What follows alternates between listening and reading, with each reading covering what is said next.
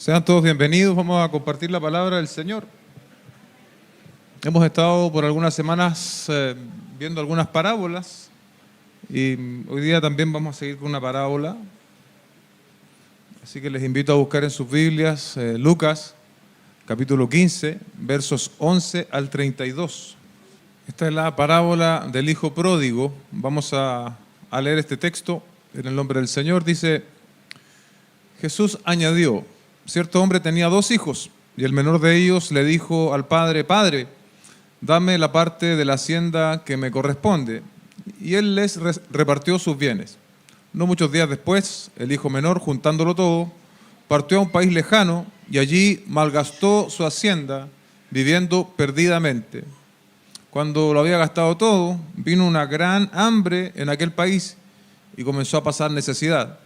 Entonces fue y se acercó a uno de los conciudadanos del país y él lo mandó a sus campos a apacentar cerdos. Y deseaba llenarse el estómago de las algarrobas que comían los cerdos, pero nadie le daba. Entonces, volviendo en sí, dijo: ¿cuántos de los trabajadores de mi padre tienen pan de sobra, pero yo aquí perezco de hambre?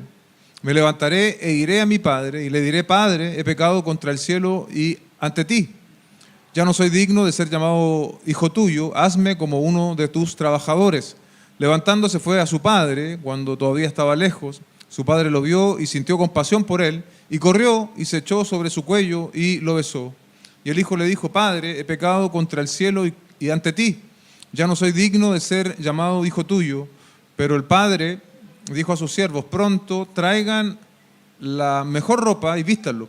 Pónganle un anillo en su mano y sandalias en los pies. Traigan el becerro engordado, mátenlo y comamos y regocijémonos, porque este hijo mío estaba muerto y ha vuelto a la vida, estaba perdido y ha sido hallado. Y comenzaron a regocijarse. Su hijo mayor estaba en el campo y cuando vino y se acercó a la casa, oyó música y danzas. Llamando a uno de los criados le preguntó qué era todo aquello, y él le dijo: tu hermano ha venido y tu padre ha matado el becerro engordado, porque lo ha recibido sano y salvo. Entonces él se enojó y no quería entrar. Salió su padre y le rogaba que entrara, pero él le dijo al padre: mira, tantos años te he servido y nunca he desobedecido ninguna orden tuya, y sin embargo nunca me has dado un cabrito para regocijarme con mis amigos. Pero cuando vino este hijo tuyo, que ha consumido sus bienes con rameras, mataste para él el becerro engordado. Y su padre le dijo: hijo mío, tú siempre has estado conmigo y todo lo mío es tuyo, pero era necesario hacer fiesta y regocijarnos, porque este tu hermano estaba muerto y ha vuelto a la vida, estaba perdido y ha sido hallado. Oremos, hermanos, antes de continuar. Padre, hemos dado lectura a tu palabra. Te rogamos esta mañana que tú puedas hablarnos a través de esta enseñanza a cada uno de nosotros, Señor.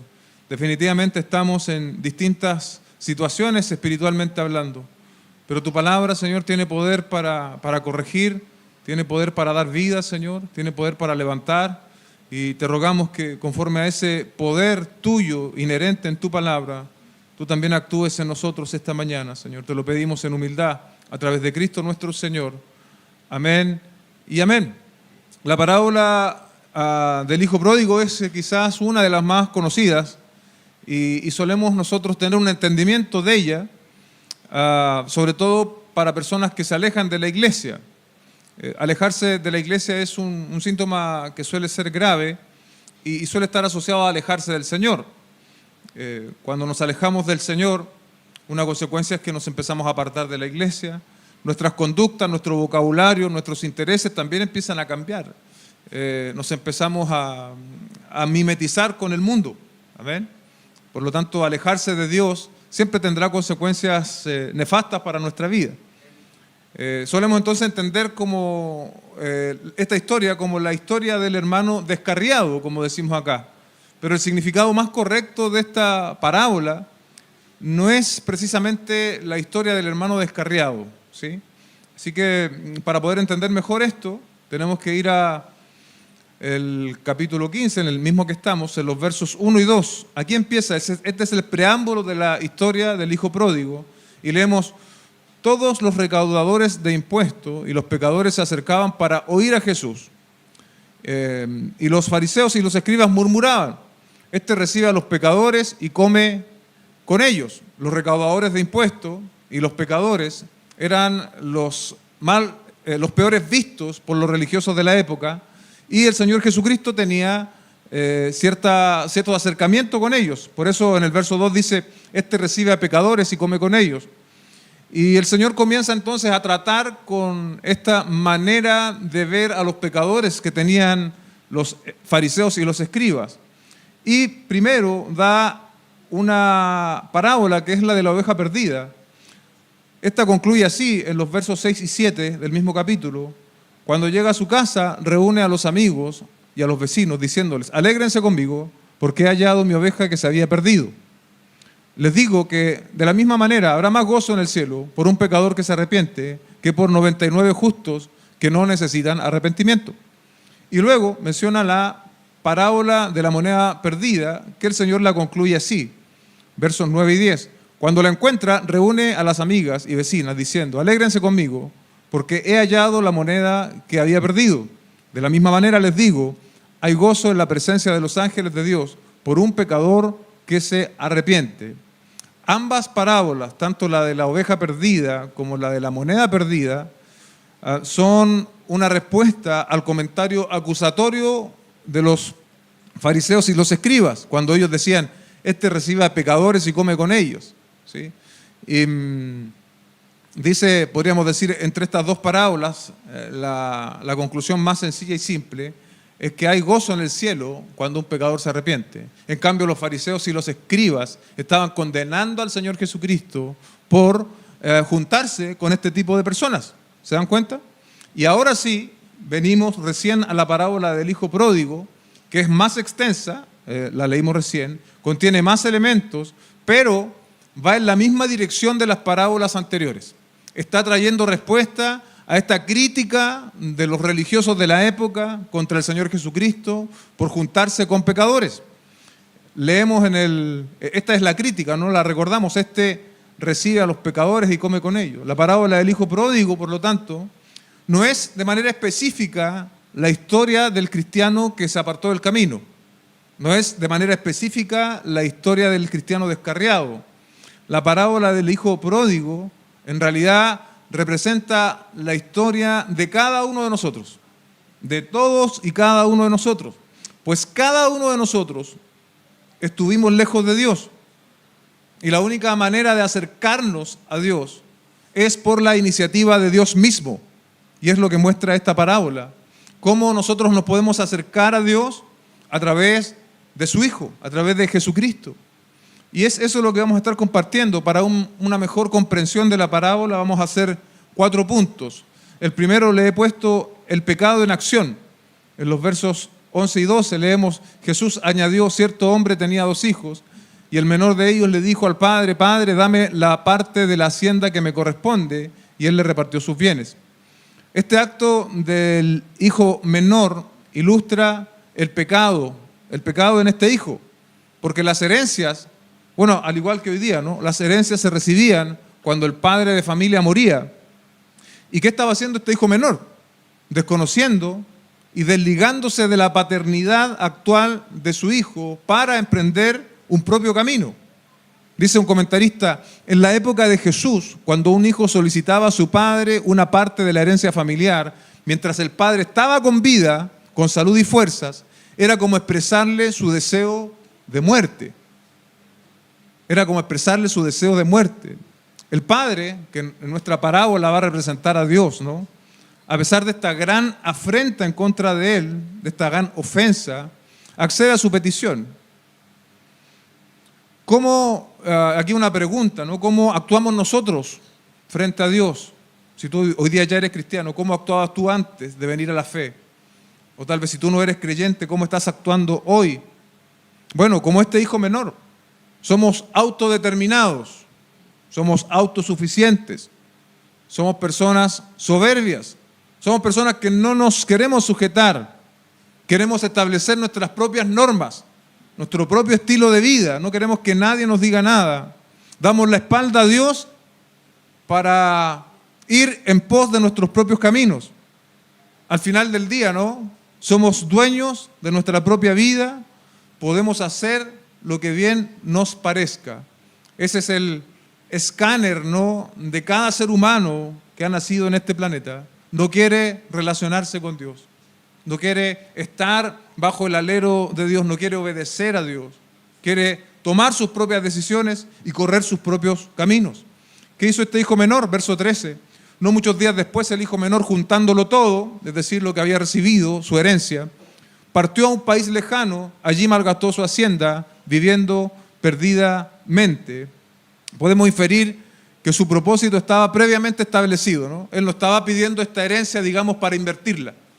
Él estaba pensando en pedir la herencia para vivir perdidamente, para vivir en pecado, para financiar su pecado, podríamos decir.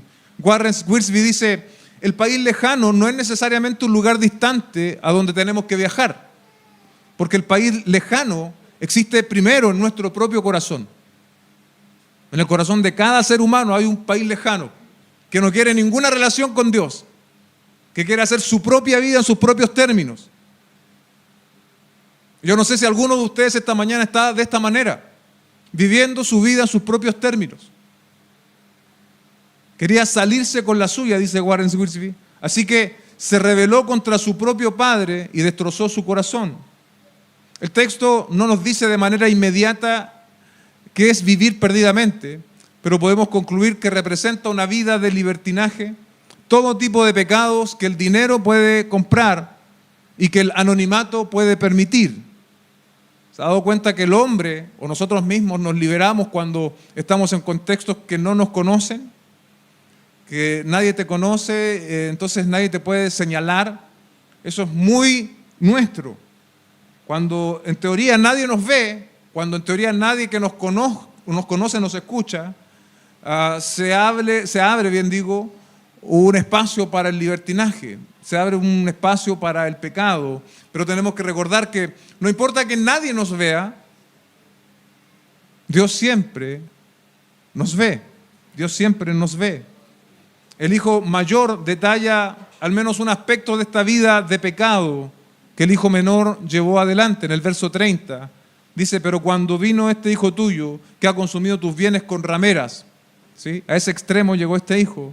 Lo cierto es que aunque no tengamos muchos recursos, aunque no tengamos mucho dinero hablando para financiar el pecado, sin Cristo todo hombre vive perdidamente. Porque vivir perdidamente es no vivir para la gloria de Dios. No importa que nuestras intenciones sean buenas, no importa que levantemos fundaciones para ayudar a la gente pobre o necesitada, no importa que la acción por sí sea buena, si no estamos en la fe en Cristo, estamos viviendo para nosotros mismos y no para la gloria de Dios, para nuestra propia autogratificación, para nuestro propio aplauso, para nuestro propio regocijo.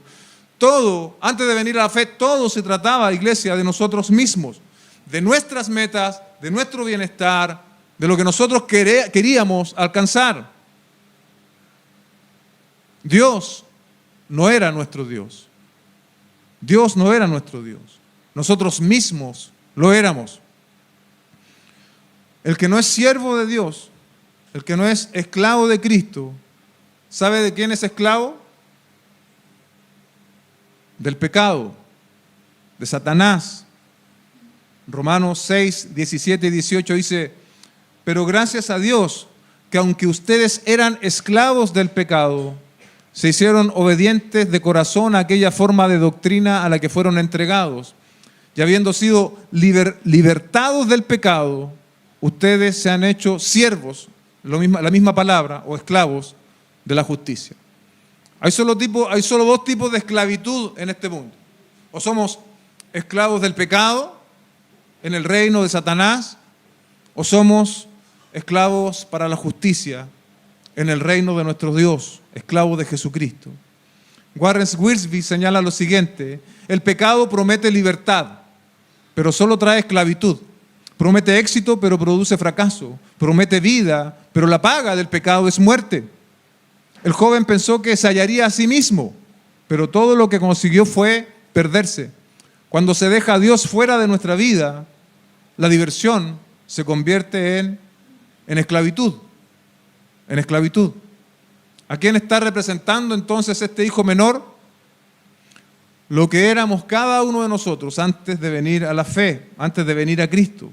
Tú y yo éramos ese hijo menor, con ansias de independencia, sin intención de conocer ni sujetarnos a la voluntad del Señor.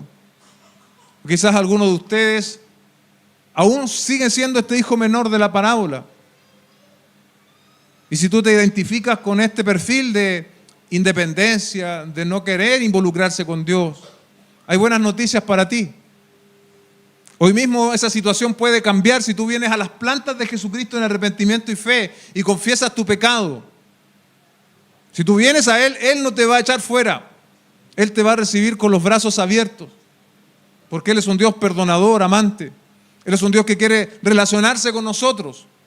No nos quiere ver solo como criaturas, Él nos quiere ver como hijos.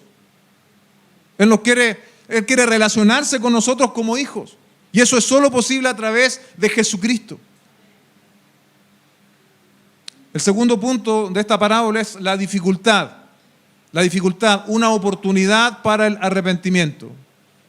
Pensamos en esto, son innumerables los testimonios de hermanos de la fe que llegaron precisamente a Cristo en medio de situaciones extremas. Generalmente llegamos quebrados a la fe. Llegamos en medio de divorcios, en medio de enfermedades, en medio de crisis, en medio de depresiones, en medio de quiebres emocionales, en medio de quiebres económicos, crisis existenciales, crisis de identidad, como hoy día podemos ver en las redes sociales y en la televisión, ¿no? Jóvenes que quieren ser animales. Eso es crisis de identidad. Eso es crisis de identidad, eso es no saber para qué fuiste formado, por quién fuiste hecho. Porque cada ser humano tiene la imagen de Dios. Hemos sido hechos a la imagen y semejanza de Dios. No a la imagen y semejanza de un perro o de un gato. No. A la imagen y semejanza de Dios. Todos ese tipo de crisis muchas veces son el vehículo, el medio que Dios ha utilizado para traernos a la fe. Y es más o menos similar a lo que ocurrió con este hijo menor. En el verso 14 leemos, cuando lo hubo gastado todo, esta herencia él la gastó por completo, vino una gran hambre a aquel país y comenzó a pasar necesidad. Después de haber contado con recursos suficientes para vivir de manera cómoda, el hijo menor quedó literalmente quebrado. Aquí tenemos que hacer una observación. El pecado nunca es un buen consejero en ninguna área de la vida. El pecado siempre te va a llevar a la quiebra. Y no solo a la quiebra económica, sino también a la quiebra emocional, familiar, matrimonial, relacional. El pecado en el momento puede ser motivo de alegría, pero el pecado cobra siempre caro. Siempre caro, siempre te va a quebrar. Y bueno, dentro de estas quiebras, la quiebra más importante que el pecado nos trae es que nos mantiene lejos de Dios. Y Jesucristo es el único capaz de reconstruir este quiebre en nuestra vida a través de su muerte y su resurrección, solamente en Jesucristo. Romanos 5:18 dice, así pues, tal como por una transgresión resultó la condenación de todos los hombres, ahí está hablando la transgresión de Adán, así también por un acto de justicia, ahí está hablando de Jesucristo, resultó la justificación de vida para todos los hombres. Es decir, en Adán todos fuimos constituidos pecadores, sin excepción, todos. Ahora en Jesucristo, todos aquellos que vienen a la fe en Él son justificados. Porque así como por la desobediencia de un hombre, de nuevo, Adán, los muchos fueron constituidos pecadores, toda la raza humana, así también por la obediencia de uno, los muchos serán constituidos justos. No es mi justicia personal, es la justicia de Cristo imputada a mi favor. El problema del hijo pródigo no fue la externalidad, no fue la gran hambre del país. El problema del hijo pródigo es similar al problema que tiene el hombre hoy. El problema del hijo pródigo fue su pecado. Nuestro verdadero problema, la raíz de nuestro problema no son nuestras crisis matrimoniales, no es nuestra enfermedad, no es nuestra escasez. Nuestro real problema es el pecado. Y Dios es el único capaz de resolver ese problema a través de la obra de Cristo. Solamente Jesucristo. El hombre natural no se hace responsable siempre y se justifica en lo externo. ¿Se ha dado cuenta? Es difícil que alguien diga, estoy en esta situación por mi pecado. Estoy en esta situación quebrado económicamente por mi pecado. No, es más fácil decir, la verdad es que la situación económica cambió, el gobierno cambió, entonces eso me afectó. Pero es mucho más probable que si alguien quiebra económicamente, tenga que ver con sus propias malas decisiones. Y ese principio es útil para cualquier área de nuestra vida. El problema nuestro, amados hermanos, es el pecado. No es la externalidad, es el pecado. Este hombre tiene un intento de salir de su situación. Dice, entonces fue, verso 15, y se acercó a uno de los conciudadanos o ciudadanos de aquel país, y él lo mandó a sus campos a apacentar cerdos. El hijo pródigo busca una alternativa para salir de su situación. Y esto otra vez representa lo que muchas veces nosotros hacemos. Antes de conocer nuestro real estado espiritual, buscamos soluciones, buscamos salir del paso, buscamos soluciones menos drásticas. Operamos a través de la lógica y de la razón, buscando alguna forma de salir de la situación en la cual estábamos. Soluciones que no confrontan el pecado. Son soluciones terapéuticas, pero no son soluciones que erradiquen en su origen el problema. Son paliativos. Son como aquellos tratamientos sintomáticos que muchas veces nos da el médico, que solo van a aliviar ciertos síntomas, pero que no van a acabar con el origen de lo que estamos enfrentando. Algunos de ustedes quizás están en esta situación, buscando un ciudadano del país para apaciguar tu hambre, buscando alguna alternativa, buscando a algún iluminado, buscando algún consejo, buscando algún tratamiento, buscando algo que te ayude a balancear tu vida y a seguir adelante. Yo no lo sé, pero sí lo que yo sé es que a través de Cristo nosotros podemos hallar propósito para nuestra vida, propósito y destino. ¿Qué va a pasar contigo o qué pasaría contigo si tu vida termina mañana o en un rato más? ¿Dónde vas a pasar la eternidad? Porque déjame decirte que solo hay dos alternativas. O pasas tu eternidad con Dios, o pasas tu eternidad en condenación en el infierno. Y la única vía, el único camino exclusivo para estar con Dios en el cielo es a través de la obra del Señor Jesucristo. Por lo tanto, esto tiene, queridos hermanos, amigos, personas que a lo mejor están oyendo, no lo sé, en la transmisión, esto tiene alcances ahora ya, pero tiene alcances aún más importantes que es en el futuro eterno de tu alma. No digo que los cristianos vivimos vidas así, sin problemas. Tenemos probablemente las mismas dificultades que las personas que no conocen a Dios, las mismas y a veces más, porque el estándar que estamos persiguiendo es más alto. Entonces eso genera cierta tensión extra de las personas que no creen. Pero sí te puedo decir que no caminamos solos en esta vida. Tenemos siempre a alguien a quien acudir. Tenemos a Dios a la distancia de una oración. Y sabemos que Él nos oye y aunque no veamos respuestas inmediatas, sabemos que Él es quien nos está sosteniendo en medio de nuestras crisis. Ya no tenemos que buscar a los ciudadanos para apacentar nuestra alma porque hemos hallado al buen pastor, al que tiene cuidado de nosotros. Y aún en medio de las situaciones más extremas y difíciles de la vida, Él sabrá conducirnos y soportarnos. Verso 16, y deseaba llenarse el estómago de las algarrobas que comían los cerdos, pero nadie le daba. Esta labor de comer algarrobas o de querer saciarse con las algarrobas era muy resistida por los judíos, dado que el cerdo era un animal considerado inmundo para la cultura judía. Y bueno, ¿qué son las algarrobas? Alguien se puede estar preguntando. Son vainas o frutos del siempre verde algarrobo, un árbol que se cultiva en el litoral mediterráneo y que constituye principalmente alimento para ganado. Además es común que la gente pobre consuma la pulpa de su vaina. Eso es la algarroba. Hay dos escenarios contrapuestos aquí, que se contraponen, ¿no? Se contrastan. El escenario de tener una importante herencia al escenario de querer saciarse con los alimentos que le daban a los cerdos. Y el pecado siempre va a pasar factura. El hijo menor estaba pagando la factura de su pecado. Y no es hasta que vemos con objetividad a dónde nos ha llevado a querer comer algarrobas que se nos abre una ventana de oportunidad para el arrepentimiento. Lo que yo siempre he denominado en esta parábola un momento de lucidez. Un momento de lucidez, el momento en el cual te das cuenta de manera directa en que estás mal.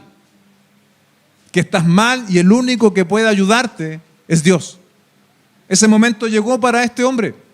Llegó su momento de lucidez y le pido a Dios, si alguno está en una condición como esta, que esta mañana sea tu momento de lucidez. El momento en que Dios te muestre que estás mal, que necesitas a Dios. Verso 17, entonces, mira la expresión que ocupa acá el texto, volviendo en sí. Volviendo en sí. Todo este tiempo este hijo menor estaba actuando fuera de sí. Desde que pidió su herencia para malgastarla, irse a un país lejano y vivir perdidamente, él no estaba actuando en sí. Dice el texto, volviendo en sí, dijo: ¿cuántos de los trabajadores de mi padre tienen pan de sobra, pero yo aquí perezco de hambre? Me levantaré e iré a mi padre y le diré: Padre, he pecado contra el cielo y contra ti. Ya no soy digno de ser llamado hijo tuyo. Hazme como uno de tus trabajadores. Su intención original era salir de este pobre estado, saciar su hambre, convertirse aunque sea en un trabajador de su padre. Sabía él ya a estas alturas que producto de su pecado no estaba en otra posición. No estaba en otra posición de apelar a otra cosa. Él sabía que no podía venir delante del Padre y decirle: bueno, que en realidad me equivoqué, quiero vivir de nuevo con las comodidades de hijo. Él sabía que no. Él vio en este momento de lucidez, él vio su real estado. Pero aún conociendo el carácter de su padre, sabía que podía apelar a su misericordia. Y aún que él lo hiciera como a uno de sus trabajadores. Dice un comentarista: volvió en sí y se reconoció un pecador. Qué gran diferencia con los primeros versículos. ¿Se acuerda lo que partimos leyendo? Una persona soberbia, una persona que no quiere rendir cuentas a su padre, que quiere independencia, que quiere malgastar su vida. Ahora dice: Padre, el mismo que había dicho: Padre, dame la parte de la herencia que me corresponde, ahora va a apelar a la misericordia del Padre. Y así de evidente debe ser la actitud del hombre arrepentido. Su actitud y sus palabras cambian del cielo a la tierra, cambian en 180 grados. El arrepentimiento, amados que están oyéndome esta mañana, nunca es algo teórico. El arrepentimiento siempre es algo práctico. Siempre es algo práctico. Muéstrame un hombre arrepentido y me estarán mostrando un hombre que se está volviendo a Dios. No solo cambiando sus superficialidades o lo externo, sino un hombre que se está volviendo a Dios. Warren Wiersbe dice: la frase volviendo en sí sugiere que hasta ese punto en realidad estaba fuera de sí. Hay en el pecado una locura que parece paralizar la imagen de Dios que hay adentro de nosotros y liberar el animal que llevamos dentro. Verso 18 dice: me levantaré e iré a mi padre y le diré: Padre, he pecado contra el cielo y contra ti. Pablo lo escribió de una forma similar. En primera de Timoteo 1:15 dice: palabra fiel y digna de ser aceptada por todos. Cristo Jesús vino al mundo para salvar a los pecadores, entre los cuales yo soy el primero. Como el hijo pródigo, como Pablo, también nosotros debemos vernos como hombres que han pecado en contra de Dios. Salmo 51:4 dice, contra ti solo he pecado y he hecho lo malo delante de tus ojos, de manera que eres justo cuando hablas y sin reproches cuando juzgas. Fuera de la voluntad de Dios, todo es un malgastar la vida. Debemos arrepentirnos de corazón delante del Señor. Y si no lo has hecho hasta este punto de tu vida, es urgente que lo hagas, que te arrepientas delante del Señor. Dios nos lleva a ver las consecuencias del pecado para que encontremos solo en Él la respuesta, para que volvamos en sí, para que reconozcamos lo que somos y como pecadores y sin exigencias ni condiciones, nos presentemos delante de Él, como lo hizo este hijo menor, diciendo, Señor, soy un pecador y te necesito. La respuesta del padre, verso 20, levantándose fue a su padre. Todavía estaba lejos, su padre lo vio y sintió compasión por él y corrió y se echó sobre su cuello y lo besó. ¿Qué le tocaba o qué le correspondía a este hijo pródigo según la ley de Moisés? Deuteronomio 21, 18 al 20. Escuche bien, dice, si un hombre tiene un hijo terco y rebelde que no obedece a su padre ni a su madre, y aunque lo castiguen, y aún así les hace caso, el padre y la madre lo tomarán y lo llevarán fuera a los ancianos de la ciudad, a la puerta de la ciudad natal, y dirán a los ancianos de la ciudad, este hijo nuestro es terco y rebelde, no nos obedece y es glotón y borracho. La razón por la cual el padre corrió al encuentro pudo ser perfectamente brindarle protección al hijo, dado que lo que le correspondía según la ley de Moisés era ser muerto. Si los vecinos querían venir a apedrear a este hijo, el padre estaba dispuesto a recibir esas piedras para que su hijo no fuese dañado. Esto es muy similar al acto de redención que Dios ha hecho en Cristo a nuestro favor. Piénselo de esta manera. Quien debiese haber pagado por el pecado éramos nosotros. Sin embargo, el Señor Jesucristo, en la cruz del Calvario, fue a morir por ti y por mí. Por ti y por mí. La respuesta del Padre es una respuesta, amados hermanos, llena de gracia, llena de compasión. Dice el texto que cuando lo vio, corrió hacia él. Definitivamente el Padre le estaba esperando. Y sin escuchar ni siquiera las palabras de arrepentimiento del Hijo, él sabía que si en algún momento él veía a lo lejos a su Hijo, esa iba a ser la señal inequívoca de arrepentimiento genuino. A propósito, no sé si conocen la significación, el significado de la palabra pródigo. Pródigo es básicamente un despilfarrador, un derrochador. Por eso se llama la parábola del hijo pródigo.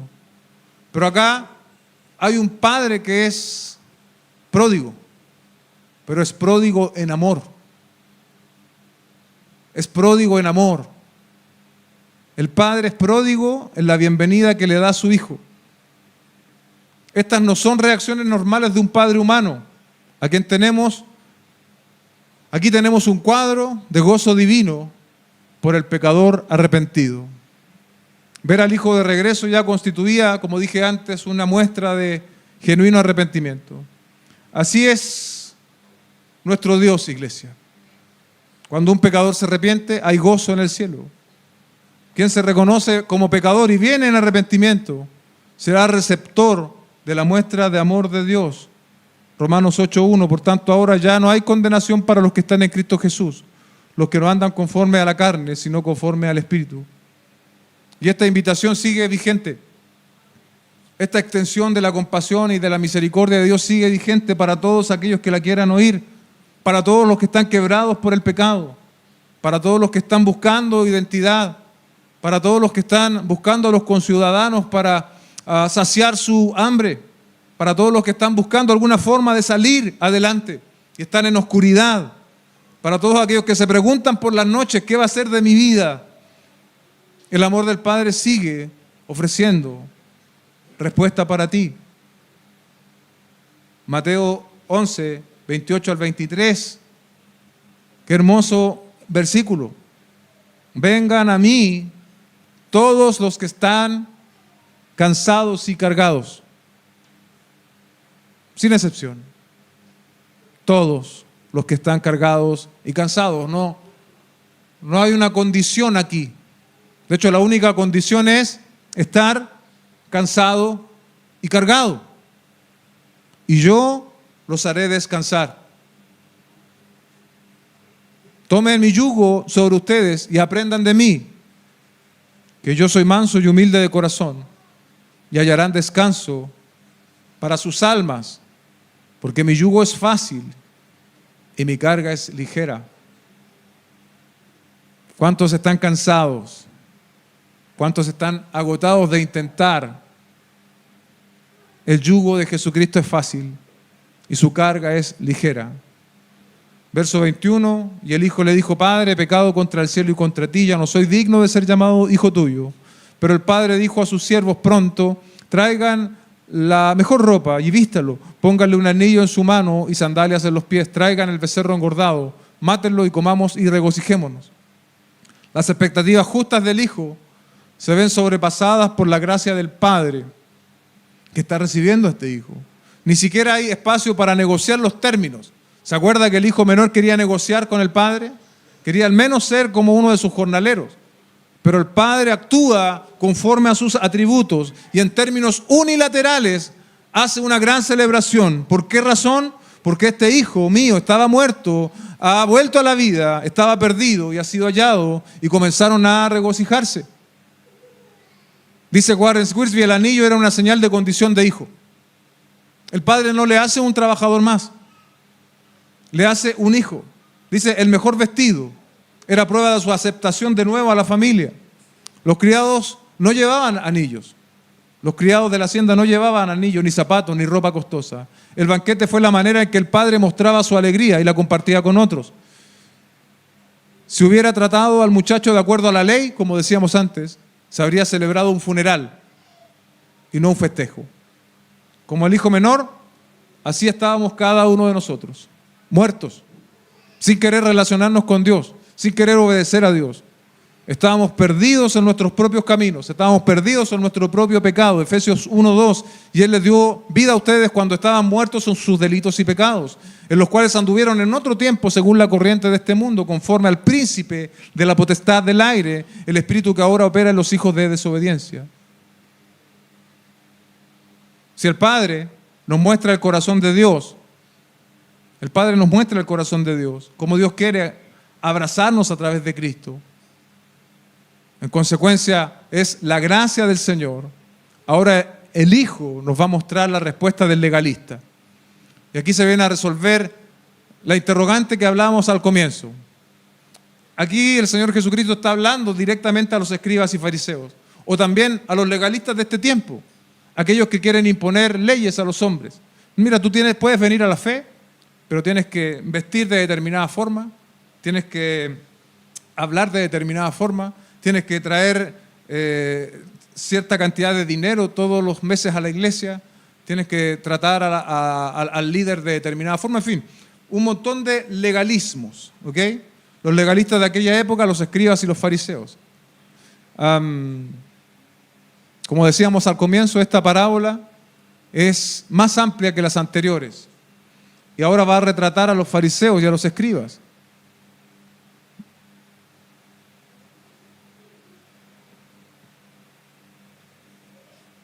Dice el verso 25, su hijo mayor estaba en el campo y cuando vino se acercó a la casa, oyó música y danzas. Llamando a uno de sus criados le preguntó qué era todo aquello y él le dijo: tu hermano ha venido y tu padre ha matado al becerro engordado porque lo ha recibido sano y salvo. Entonces él se enojó y no quería entrar. Salió su padre y le rogaba que entrara. El mayor, al volver a trabajar, ¿no?, del campo y al oír lo que pasaba, se enojó. De manera similar, los fariseos y escribas estaban enojados por el mensaje que Jesús proclamaba y por quien él compartía. No les gustaba la idea de que los gentiles, los desechados y los pecadores llegaran a ser parte del reino. Como el hijo mayor que no quería entrar a la fiesta, los fariseos se negaban a entrar al reino que Jesús ofrecía a la nación, dice un autor. Este hijo mayor que se quedó con el padre no se parecía en nada a su padre. A pesar del tiempo que estuvo con él, a pesar de haberse quedado con su padre, no se parecía a su padre. No había misericordia hacia su hermano. Lejos de alegrarse este hijo mayor se enoja y argumenta en el verso 29, pero él le dijo al padre, mira, tantos años te he servido y nunca he desobedecido ninguna orden tuya. Este es el corazón del legalista. El corazón del legalista acusa la insuficiencia o el pecado ajeno, señala el pecado ajeno y se jacta de su propio rendimiento. Tantos años te he servido y nunca he desobedecido ninguna orden tuya, y sin embargo, nunca me has dado un cabrito para regocijarme con mis amigos. Warren Wiersbe dice, la obediencia y la diligencia no son la única prueba de carácter. Jesús enseñó que los dos mandamientos más grandes son amar a Dios y amar a los demás. Pero el hermano mayor violó ambos mandamientos divinos. No amaba a Dios, representado en la historia del padre, y no amaba a su hermano. El hermano mayor no quiso perdonar a su hermano menor por haber desperdiciado la herencia familiar y haber deshonrado a su familia. Pero tampoco quería perdonar a su padre, que con toda gracia había perdonado al joven esos mismos pecados. El corazón del legalista no solo exhibe su rendimiento religioso, él estaba con el Padre, pero no estaba con el Padre por amor, sino porque deseaba recompensa. El legalista piensa que sus obras son suficientes para ganar el favor de Dios. Y la supuesta injusticia con la que él había sido tratado no era tal, sino que también él ahora vuelve a enrostrar los pecados del pasado, pecados que ya habían sido perdonados. Verso 30, pero cuando vino este hijo tuyo, note que dice hijo tuyo, no le llama a mi hermano, que ha consumido tus bienes con rameras, mataste para él el becerro engordado. Y su padre le dijo, hijo mío, tú siempre estás conmigo, has estado conmigo, y todo lo mío es tuyo. El padre muestra también condescendencia con este hijo mayor, que representaba a los hijos, a los religiosos de la época. Quizás este hijo mayor no era pródigo, pero estaba igual de perdido espiritualmente que el otro hijo, porque este estaba confiando en su justicia personal. 32. Pero era necesario hacer fiesta y regocijarnos porque este tu hermano estaba muerto y ha vuelto a la vida, estaba perdido y ha sido hallado. Aquí hasta este punto la historia queda abierta, ¿no? No sabemos la respuesta final del hijo mayor. Lo que sí es claro es que la mayoría de los religiosos de la época condenaron a Jesucristo, pero otros también se convirtieron. Hay evidencia bíblica de religiosos de la época que pertenecían a estas sectas que se convirtieron. El ejemplo de Nicodemo, el ejemplo de José de Arimatea y el propio apóstol Pablo. Son religiosos que sí entendieron el principio de esta parábola. En ocasiones, iglesia, nosotros tomamos el vestido, la posta, podríamos decir, de los escribas y los fariseos. Y queremos nosotros señalar quién puede entrar y quién no puede entrar al reino de los cielos. Dios nos libre de esta religiosidad estéril, creada por los hombres, por las tradiciones, y seamos mensajeros de la gracia de Dios, de la gracia de Dios. Finalmente, respecto de la parábola del hijo pródigo, podemos decir que su protagonista principal no es el hijo pródigo, sino el padre. Un título más adecuado podría ser entonces la parábola del amor del padre. A esta parábola, dice un autor, algunos la han llamado la mejor de las parábolas de Jesús. Ha sido interpretada por música, por arte y drama. ¿Quién puede dejar de conmoverse por la infinita abundancia de amor y gozo de este padre que le da la bienvenida al hijo perdido? Esa es la naturaleza de nuestro Padre Celestial, tal como lo demostró con su Hijo Jesucristo a favor nuestros. Finalmente, amados hermanos, hay dos o tres situaciones que yo quisiera plantear al finalizar esto.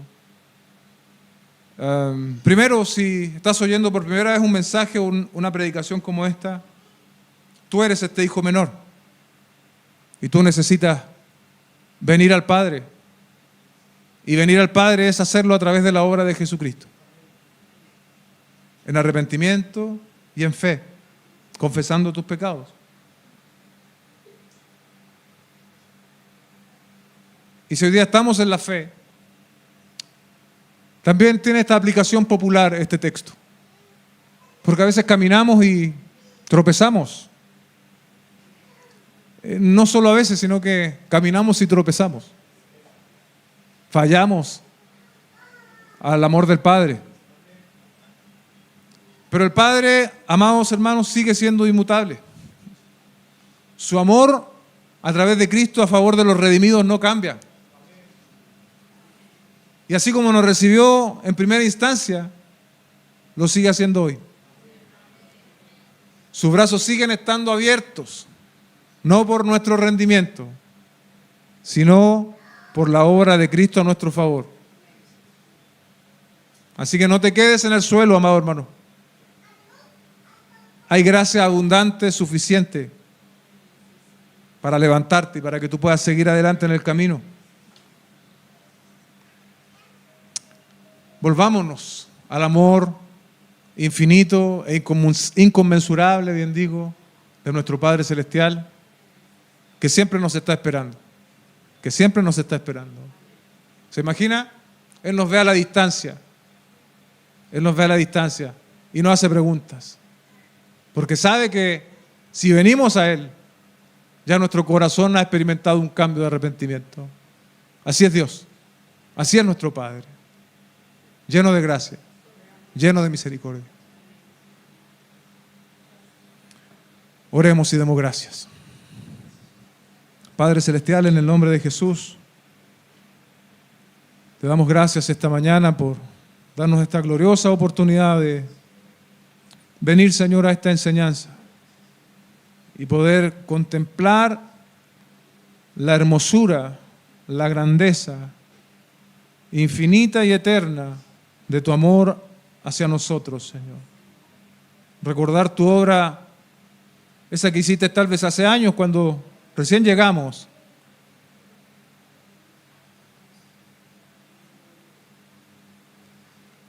Maltratados, Señor, heridos.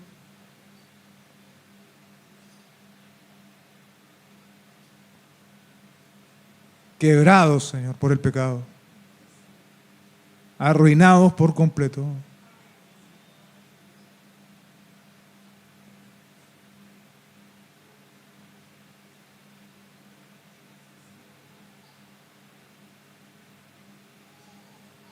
Y tú extendiste tus brazos de amor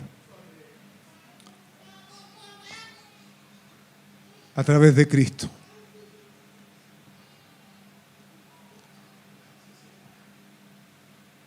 Nos diste esta oportunidad que nadie más nos podía ofrecer. Y saliste a nuestro encuentro, Señor. Nos abrazaste y declaraste que éramos hijos tuyos, Señor. Nosotros solo queríamos, tal vez, que ciertas situaciones se arreglaran, pero tú trataste con lo profundo de nuestro corazón, Señor. Y nos diste propósito para este tránsito terrenal y una promesa eterna, Señor, de lo que será el cielo. Te agradecemos por eso, Señor. Y si hay personas, Señor, en este lugar o personas que van a oír este mensaje de manera posterior y aún, Señor, no han tenido este maravilloso encuentro con el Padre a través de Cristo, oramos para que tú propicies todo lo necesario y lo que haga falta, Señor, para que eso suceda, Señor. Porque tú eres un Padre amoroso en extremo, Señor. Y hoy celebramos ese amor. Gracias por habernos alcanzado a través de Cristo. Oramos y te bendecimos. Amén y amén.